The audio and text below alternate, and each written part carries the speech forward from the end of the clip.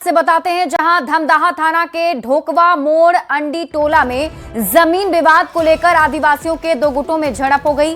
बीच बचाव करने पहुंची पुलिस टीम पर भी लोगों ने हमला कर दिया, जिसमें धमदाहा थाना के एसआई अमरेंद्र झा समेत 3 पुलिसकर्मी और करीब 6 से ज्यादा लोग घायल हो गए हैं। इस दौरान आदिवासियों ने पुलिस की गाड़ी पर पथराव किया है। सूचना मिलते ही धमदाहा एसडीपीओ, बनमनखी एसडीपीओ समेत कई थाना की पुलिस मौके पर पहुंची, हालात को नियंत्रण में किया है। सभी घायलों को इलाज के लिए अस्पताल में भर्ती कराया गया है। आप लोग यहाँ पकड़ के कितने पुलिस वाले को रखे थे? पुलिस को ड्राइवर यही थे, यही है। और इनके साथ एक और थे। आज का मामला हुआ था, सवेर में आया था, प्रशासन आया था। प्रशासन आ करके वो तो घर में नहीं मिला, आदमी सब तो चले गए। इसके बाद पूरा गांव में मिल करके आया, बोलता है गांव वाला मतलब हम लोग को पकड़ के ले जाएगा, तुम लोग छोड़ देंगे, नहीं छोड़ेंगे। तो वही हिसाब से और यहाँ घर घुस के हम लोग को मारा पीटा। अंडी टोल जगह है, यहाँ जमीनी विवाद को लेकर 2 पक्षों में विवाद था। उसी तरह दोनों पक्षों में मारपीट घटना हुई और एक पक्ष की तरफ से 2 व्यक्तियों को पकड़ के ला के बंधक बना कर रखा गया। धमदाहा की टीम ने, पुलिस टीम ने बहादुरी के साथ आके सुबह ही जो बंधक बनाया गया था व्यक्ति हो उसे छुड़वाया गया और इलाज के लिए भेजा गया। इलाज के क्रम में गाड़ी को जाते वक्त पीछे से लोगों ने पथराव किया गाड़ी पे, जिससे गाड़ी क्षतिग्रस्त हुई और कुछ जो फोर्स थी उनको भी हल्की फुल्की चोटें आई।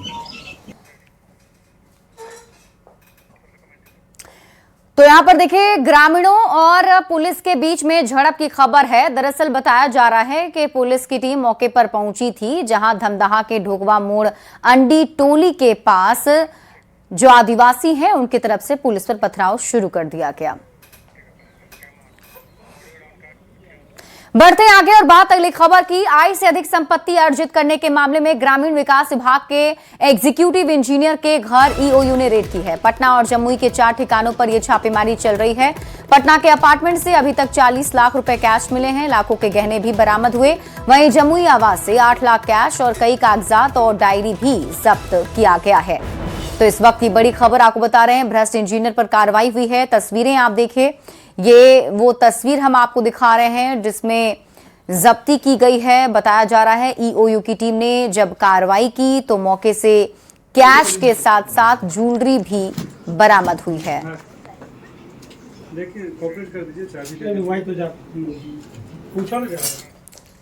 आय से अधिक संपत्ति मामले में आर्थिक अपराध इकाई की टीम ने जमुई के ग्रामीण कार्य विभाग झाझा प्रमंडल के कार्यपालक अभियंता गोपाल कुमार के आवास पर लगभग 6 घंटे तक कार्रवाई की। जमुई शहर स्थित आवास और झाझा के कार्यालय में घंटों तक कार्रवाई के बाद ईओयू की टीम ने 8 लाख कैश, जमीन संबंधी कागजात, डायरी समेत और भी सामान जब्त किए हैं। कार्रवाई के दौरान जमुई के एक अपार्टमेंट में किराए पर रह रहे कार्यपालक अभियंता गोपाल कुमार के फ्लैट में ईओयू टीम ने पूछताछ भी की। कार्रवाई समाप्त होने के बाद ईओयू के डीएसपी सुधांशु शेखर ने बताया कि प्राथमिकी दर्ज करने के बाद ये छापेमारी हुई है, आगे की कार्रवाई की जा रही है।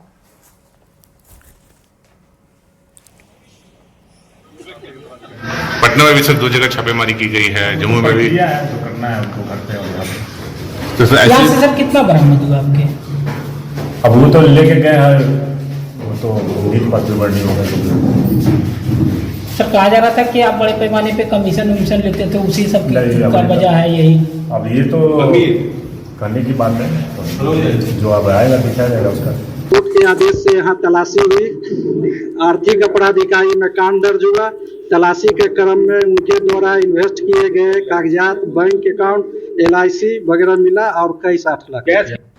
ग्रामीण कार्य विभाग के झाझा प्रमंडल के कार्यपालक अभियंता गोपाल कुमार के जो जमुई का आवास है वहां पर ईओयू की टीम के द्वारा छापेमारी की गई और छापेमारी खत्म हो गई है। और देख सकते हैं कि टीम जो है वापस जा रही है और जो बातें मिली है, जो जानकारी मिली है कि झाझा प्रमंडल के जो कार्यपालक अभियंता गोपाल कुमार जहां रहते हैं, जमुई के जो आवास पर जहां आवास है वहां पर आर्थिक अपराध इकाई की टीम ने बहुत सारे कागजात को बरामद किया है और जो जानकारी मिली है 8 लाख रुपए कैश भी यहां से बरामद हुआ है।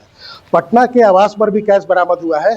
जो ईओयू के जो डीएसपी थे सुरेश प्रसाद, उन्होंने बताया कि जमीन खरीद को लेकर बहुत सारे कागजात बरामद हुए हैं और भी बहुत सारे कागजात बरामद हुए। एक डायरी मिली है जिसकी भी जांच की जाएगी। फिलहाल टीम के जो डीएसपी थे उन्होंने जानकारी दिया है कि बहुत सारे कागजात और यहाँ पर जो 8 लाख कैश बरामद किया है, इसको लेकर अब लोग जा रहे हैं यहाँ से और आगे की अब कार्रवाई की जाएगी। केसी कुंदन, न्यूज़ 18 जमुई। तो बिहार में भ्रष्ट अधिकारियों के खिलाफ लगातार कार्रवाई हो रही है। सरकारी पद का दुरुपयोग कर काली कमाई करने वालों पर शिकंजा कसा जा रहा है। लोक सेवक गोपाल कुमार के पटना स्थित ठिकाने पर अभी भी ईओयू की कार्रवाई जारी है। तलाशी अभियान के दौरान ईओयू के एसपी पंकज कुमार भी मौके पर पहुंचे, जहां बताया कि कार्यपालक अभियंता गोपाल कुमार के कुल 5 ठिकानों पर छापेमारी चल रही है। अभी तक की छापेमारी में 40 लाख कैश और 60 लाख के आभूषण बरामद किए गए हैं। इसके अलावा जमीन संबंधित कई कागजात और निवेश के दस्तावेज के साथ ही बैंक अकाउंट्स की जानकारी ईओयू को मिली है। इस दौरान उन्होंने दावा किया है ये आंकड़ा और भी बढ़ सकता है। फिलहाल छापेमारी जारी है। गोपाल कुमार के विरुद्ध 5 जगहों पे छापामारी चल रही है, जहाँ पर हम लोग हैं ये इस डिपार्टमेंट में। यहाँ पर जो अभी बरामदगी हुई है लगभग 40 लाख रुपए कैश और ज्वेलरी जिसका वैल्यूअर ने निकाला है वो 60 लाख के आसपास का है। कई एक डॉक्यूमेंट्स मिले हैं। अभी सर्च की कार्रवाई चल रही है। जमीन के कितने दस्तावेज और कई एक दस्तावेज मिले हैं, उसके बारे में अभी चल रहा है, अभी पूरी कार्रवाई चल रही है। मोतिहारी के शिकरगंज थाना क्षेत्र से शादी समारोह के दौरान फायरिंग का वीडियो सोशल मीडिया पर वायरल हो रहा है। वहीं मामले में छापेमारी करते हुए पुलिस ने एक एयर गन जब्त की है। बताया जा रहा है शिकारगंज थाना क्षेत्र में आयोजित एक विवाह समारोह में ढाका विधायक फैजल रहमान भी शामिल हुए। वहीं विधायक के पास खड़ा एक व्यक्ति काले रंग के हथियार से फायरिंग करता नजर आ रहा था, जिसका वीडियो अब सोशल मीडिया पर वायरल हो रहा है। मामले को विधायक ने साजिश बताया है।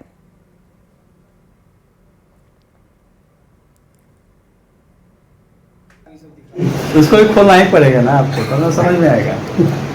हमारा विरोधी कौन हो सकता है भाई? जो हमसे चुनाव हारा वही ना विरोधी होगा, बाकी सारे दल के लोग तो हमारे साथ हैं। तस्वीरें भी आपको दिखा रहे हैं, यही वो वीडियो है जो सोशल मीडिया पर वायरल हो रहा है। तस्वीरों में आप देख सकते हैं एक शख्स वहां खड़ा है और उसके हाथ में काले रंग की ये हथियार है जिससे वो फायरिंग करता है। जानकारी के मुताबिक इस कार्यक्रम में फैजल रहमान भी मौजूद थे और उनके सामने ही ये फायरिंग की गई है। हालांकि फैजल रहमान ने इसे एक साजिश बताया है। राजधानी में चेन स्नैचरों का आतंक चरम पर है और लगातार वारदातें हो रही हैं। आज बुद्धा कॉलोनी में वट सावित्री पूजा के दिन सास और बहू दोनों चेन स्नैचिंग के शिकार हो गईं। वट सावित्री की पूजा कर सास बहू लौट रही थी, तभी बाइक सवार बदमाशों ने इनके गले से चेन और मंगलसूत्र छीन लिया है। दिन दहाड़े वारदात से महिलाओं में खौफ है। चेन स्नैचिंग की घटना से इलाके में दहशत का भी माहौल बना हुआ है। कोई ठोस कार्रवाई नहीं होने से महिलाओं में नाराजगी है। मंगलसूत्र नहीं बनता है बड़ा, पूरे सोने में गोल्ड का भाव करता, 5 बार का था तब बोलिए आज के डेट में तो 10 लाख के 20 लाख तो संपर्क मेरा क्या होगा।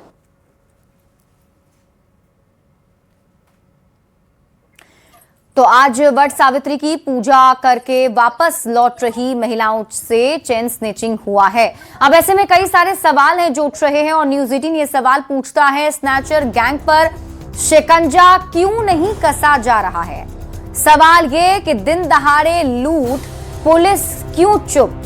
सवाल ये भी उठ रहे हैं, लुटेरे गैंग में कानून का डर क्यों नहीं है?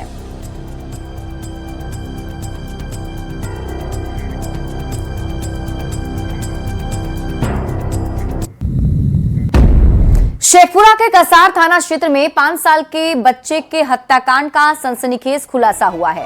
पुलिस और एसटीएफ की टीम ने पूरे मामले की जांच में पाया कि मृतक बच्चे के पिता कन्हैया और आरोपी सुदामा मांझी साइबर अपराध का काम करते थे और इसी क्रम में पिता कन्हैया और आरोपी सुदामा मांझी के बीच पिछले 1 महीने से 15 लाख रुपए की लेनदेन को लेकर विवाद चल रहा था। वहीं पैसे न देने पर विवाद गहराया और आरोपी सुदामा मांझी ने बीते 7 मई को कन्हैया पंडित के 5 साल के बच्चे का अपहरण कर हत्या कर दी। कन्हैया पंडित ने स्थानीय थाना में गुमशुदगी की शिकायत दर्ज करवाई है, जिसके आधार पर पुलिस जांच करने लगी। अब जांच में बड़ा खुलासा हुआ है, वहीं आरोपी को गिरफ्तार कर लिया गया है। उसी साइबर अपराध से अर्जित राशि जो कि कुल लगभग 15 लाख रुपये थे, जो कि इस कांड के वादी कन्हैया पंडित के अकाउंट में गया हुआ था, उसी राशि की मांग सुदामा मांझी एवं अन्य अभियुक्तों द्वारा कन्हैया पंडित से बार बार की जाती थी, मगर कन्हैया पंडित द्वारा उन लोगों को उक्त राशि को नहीं दिया गया। इसी आक्रोश में उपरोक्त सभी अभियुक्तगण कन्हैया पंडित के 5 वर्षीय पुत्र, नाम उसका है दीपांशु कुमार, उसे अगवा करके और उसकी हत्या उसी दिन 7 तारीख को ही करके नवादा के जिला के कौवाकोल थाना अंतर्गत सुकमा पहाड़ी पर ले जाकर के उसकी डेड बॉडी को फेंक दिया गया था। खबर आपको वैशाली से बताते हैं, जहां खेदड़पुरा गांव में ईंट चोरी और विरोध करने पर एक परिवार पर हमला करने का मामला सामने आया है। घटना 10 मई की बताई जा रही है, जिसका वीडियो सोशल मीडिया पर वायरल हो रहा है। पीड़िता सुमन देवी ने कई लोगों पर खेत से ईंट लूटने और विरोध करने पर मारपीट पथराव का आरोप भी लगाया। साथ ही उन्होंने पुलिस पर कार्रवाई न करने का भी आरोप लगाया है। पीड़िता ने एसपी से शिकायत कर न्याय की मांग की है। पुलिस मामले की जांच में जुटी हुई है। गोपालगंज के थावे थाना क्षेत्र के रफी इंदरवा गांव के रहने वाले वसीम अकरम दुबई में गिरफ्तार हो गया है। युद्ध के दौरान जहाज की तस्वीर मोबाइल से खींचने के आरोप में दुबई की अदालत ने युवक को 10 साल की सजा सुनाई है। वसीम 2 साल पहले परिवार की आर्थिक मदद के लिए दुबई गया था। बेटे की गिरफ्तारी के बाद परिवार सदमे में है। बुजुर्ग माता पिता ने गोपालगंज डीएम से मिलकर बेटे को भारत वापस लाने की गुहार लगाई। डीएम ने गृह मंत्रालय और विदेश मंत्रालय को पत्र भेजकर मदद की सिफारिश की है। रासल खेमा में काम करत रहले हम। अच्छा, एक भाई जुम्मा के दिन नमाज पढ़े गए, उनका ना जानकारी रहे, बिल्कुल सीधा हमार लड़का हम। आज सीधा ना रहता तो आज दिन हमरा देखे के ना पड़ी। अच्छा, कह के गाँव हम जाता नहीं, हम जुम्मा पढ़े, आज जुम्मा पढ़ के आई ले तो तार लोग हम पैसा भेज दिले, खर्च बरच अपन ले ली हल। लेकिन जुम्मा के दिन गल बड़े, जुम्मा पढ़ के निकलल बड़े, उनका मोबाइल में पहले के हेलीकॉप्टर के फोटो रह। अच्छा, अब जी के सुरता लो जांच पड़ताल करत रहे, सब कोई के जांच पड़ताल कर नहू के जांच पड़ताल कर तो फोटो निकल गए, वही कारण के उठा के। गरीब आदमी है, 1-2 जमीन भी नहीं है ना। उसी लड़का के कमीनी पर हमारा आधार चल रहा था, खर्च वर्च चल रहा था। अब ये हम लोग का डीएम साहब से या सरकार से मदद मांग रहे हैं कि हमारा लड़का को लोग छोड़ा दे। आप लोग कोशिश नहीं किए छुड़ाने के लिए? हम लोग के यहाँ कोई डाल नहीं गल रहा है दुबई के अंदर, अपने इंडिया में नहीं हुआ है।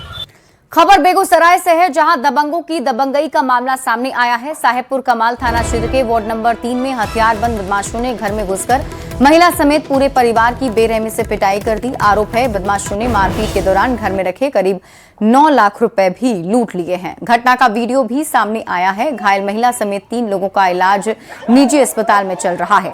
पीड़ित परिवार ने पुलिस से न्याय की गुहार लगाई है। पुलिस मामले की जांच कर रही है।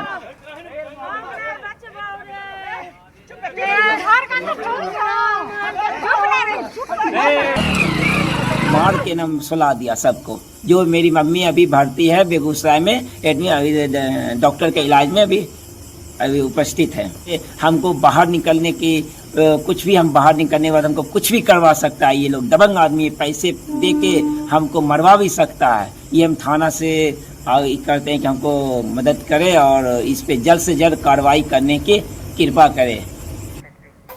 बिहार सरकार के नो व्हीकल डे अभियान का असर जिला पुलिस प्रशासन पर भी देखने को मिल रहा है। वैशाली जिलाधिकारी वर्षा सिंह टोटो गाड़ी से कार्यालय पहुंची। इतना ही नहीं, सदर एसडीपीओ सुबोध कुमार भी अपने आवास से पैदल चलकर ही समाहरणालय पहुंचे।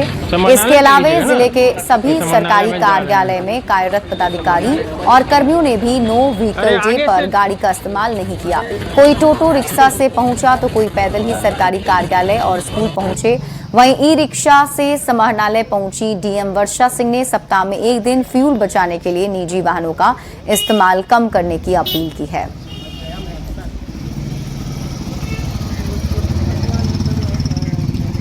गोपालगंज पुलिस ने एक बड़े अंतर्राज्यीय ठगी गिरोह का भंडाफोड़ किया है। मौके से 95 लाख से अधिक की नकदी, नोट गिनने की मशीन, केमिकल और काले रंग के कागज के बंडल बरामद किए गए हैं। बैकुंठपुर थाना क्षेत्र के सिंहासनी गांव में पुलिस ने छापेमारी कर 8 आरोपियों को गिरफ्तार किया है। ये गिरोह लोगों को केमिकल से नोट दोगुना करने का झांसा देकर करोड़ों की ठगी करता था।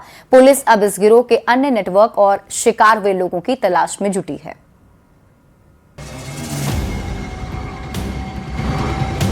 कागज पर लगाता जादुई केमिकल और तुरंत बन जाता नोट और फिर शुरू हो जाता था करोड़ों की ठगी का खेल। जी हां, गोपालगंज में पुलिस ने ऐसे ही अंतर्राज्यीय गिरोह का खुलासा किया है जो लोगों को नोट दोगुना करने का झांसा देकर लाखों रुपए ठगता था। बैकुंठपुर पुलिस को सूचना मिली थी कि सिंहासनी इलाके में कुछ संदिग्ध लोग बड़े पैमाने पर ठगी की योजना बना रहे हैं। सूचना मिलते ही एसपी विनय तिवारी के निर्देश पर एसडीपीओ सिधवलिया के नेतृत्व में बैकुंठपुर, सिधवलिया और मोहम्मदपुर थाने की संयुक्त टीम का गठन किया गया। इसके बाद देर रात छापेमारी की गई। छापेमारी के दौरान पुलिस ने मौके से 8 लोगों को गिरफ्तार कर लिया। 95 लाख से अधिक की नकदी, नोट गिनने की मशीन, रसायन और काले रंग के कागज के बंडल बरामद किए गए। पुलिस के मुताबिक बरामद सभी नोट असली हैं। गिरफ्तार आरोपियों में पश्चिम बंगाल के वर्धमान जिला का फरद हुसैन, चंपारण का कैसर आलम, सारण का सौरभ कुमार, नंदकिशोर राय, सिवान का सुरेश कुमार सुमन, गोपालगंज के सोनवलिया का अमित कुमार और सिंहासनी गांव का प्रदीप राय और सदौवा का कामेश्वर राय शामिल है। रेड के पश्चात वहां से करीब 95 लाख रुपए के नोट मिले हैं। 500 की डिड्डियां हैं। इसमें अभी संदेह हम लोगों को हो सकता है इसमें कुछ जाली नोट भी होंगे, तो इनकी भी जांच की जाएगी। और साथ में इसके साथ जो नोटों के बीच में जो सफेद कागज पेपर लगाते थे, जिसको एक कन्वर्ट करके झांसा देकर व्यक्तियों को फंसाते थे, वो बरामद हुआ भारी मात्रा में। 95 लाख रुपए बरामद हुए हैं। और जिस एसिड और बेसिक एजेंट्स का ये लोग उपयोग करते थे, केमिकल्स का, जिसके माध्यम से कागज का कलर चेंज होता था ताकि लोग झांसे में आ जाएं, वो बरामद हुआ है। और नोट गिनने की मशीन बरामद। पुलिस जांच में खुलासा हुआ कि यह गिरोह भोले भाले लोगों को जादुई केमिकल का झांसा देकर अपने जाल में फंसाता था। अपराधी कागज के टुकड़ों पर केमिकल डालकर उन्हें असली नोट जैसा दिखाते थे और डेमो देकर लोगों का भरोसा जीतते थे।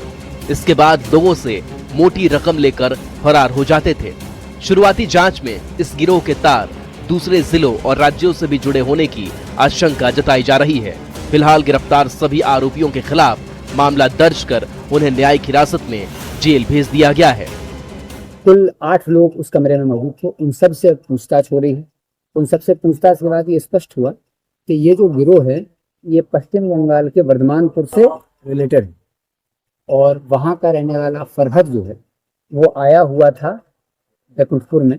बैकुंठपुर में दिलशेर नाम का एक व्यक्ति है जो इस काम को बहुत पहले से करता था। वो झाड़ फूक और तांत्रिक टाइप की चीजें करता था ताकि लोगों को झांसा, जो भी लोग कष्ट में होते थे, जो भी लोग परेशान होते थे, उन लोगों को ये लोग टारगेट करते थे। फिलहाल पुलिस इस गिरोह के नेटवर्क को खंगालने में जुटी है और यह पता लगाने का प्रयास कर रही है कि अब तक कितने लोग इनके ठगी का शिकार हो चुके हैं। न्यूज़ 18 के लिए गोविंद कुमार की रिपोर्ट। औद्योगिकरण के रास्ते बिहार तेजी से आगे चल पड़ा है। बिहार में उद्योगों का जाल बिछाने की दिशा में सरकार तेजी से काम कर रही है और इसी का नतीजा है कि बिहार में 2 सीमेंट फैक्ट्री लगाने को स्वीकृति मिल गई है। मुख्यमंत्री सम्राट चौधरी ने खुद सोशल मीडिया एक्स पर इसकी जानकारी दी। सीएम ने बताया कि SIPB यानी राज्य निवेश प्रोत्साहन बोर्ड की 67वीं बैठक में मुजफ्फरपुर और किशनगंज में डालमिया और अंबुजा सीमेंट की बड़ी इकाइयों को स्वीकृति दी गई है। साथ ही 16 परियोजनाओं को स्टेज 1 क्लियरेंस और 4 परियोजनाओं को वित्तीय मंजूरी मिली है। इससे सीमांचल के युवाओं को अब रोजगार के लिए घर छोड़ने की जरूरत नहीं पड़ेगी, क्योंकि उद्योग खुद उनके द्वार तक आ रहे हैं। उद्योग के क्षेत्र में सिर्फ सीमेंट ही नहीं, हाजीपुर में फूड प्रोसेसिंग प्लांट लगाने का भी रास्ता साफ हो गया है। मुख्यमंत्री ने इसकी जानकारी दी है। वैशाली के हाजीपुर में लगने वाला ये फूड प्रोसेसिंग प्लांट देश का तीसरा प्लांट होगा, जो 100 एकड़ में विकसित होगा। ये संस्थान खाद्य प्रसंस्करण, रिसर्च, तकनीकी शिक्षा और उद्यमिता को नई ऊंचाई देगा और हमारे किसान, युवाओं और उद्यमियों के लिए नए अवसरों के द्वार खोलेगा। तो ये एक्स पर पोस्ट किया गया है मुख्यमंत्री सम्राट चौधरी की तरफ से। जो पोस्ट हम आपको दिखा रहे हैं उसमें उन्होंने लिखा है, ये संस्थान खाद्य प्रसंस्करण, रिसर्च, तकनीकी शिक्षा को बढ़ावा देगा। एनडीए सरकार का संकल्प स्पष्ट है, नए अवसर, नई रफ्तार, समृद्ध बिहार, #समृद्ध बिहार, #न्यू बिहार। तो सोशल मीडिया साइट एक्स पर पोस्ट करके मुख्यमंत्री सम्राट चौधरी ने इसकी जानकारी साझा की है। बिहार में निवेश से बिहार के उद्योगपति भी बेहद उत्साहित हैं और इसे बिहार के विकास के लिए बेहद ही महत्वपूर्ण मान रहे हैं। बिहार चैंबर ऑफ कॉमर्स के प्रेसिडेंट PK अग्रवाल भी मानते हैं कि बिहार का माहौल बदला है, जिसका फायदा बिहार को मिल रहा है और निवेशक का झुकाव भी बिहार की तरफ हो रहा है। नहीं, फर्स्ट टाइम ऐसा महसूस हुआ है हम लोगों को कि लोगों का झुकाव जो है, जो इन्वेस्टमेंट करने वाले लोग हैं, उनका इंटरेस्ट जो है हम लोग के स्टेट के प्रति आई है। और लोग काफ़ी जो है SIPB में या दूसरे ब्याडा में ज़मीन के अलॉटमेंट के लिए काफ़ी एप्लीकेशन आता है। और हम लोगों ने भी एक डिसाइड ये किया है स्टेट गवर्नमेंट ने कि काफ़ी ज़मीन हम लोग एक्वायर्ड करेंगे। हाजीपुर में भी नए ज़मीन का एक्वायर्ड की बात है। इसलिए हम समझते हैं कि इस माहौल से एक अच्छा मैसेज जाना चाहिए। तो एक अच्छा मैसेज जो है स्टेट के बाहर इन्वेस्टर्स को गया है। अब वो लोग हम लोग से भी, अब वो काफ़ी लोग बहुत कुछ जानना चाहते हैं, इंक्वायरी करना चाहते हैं। और इसी के साथ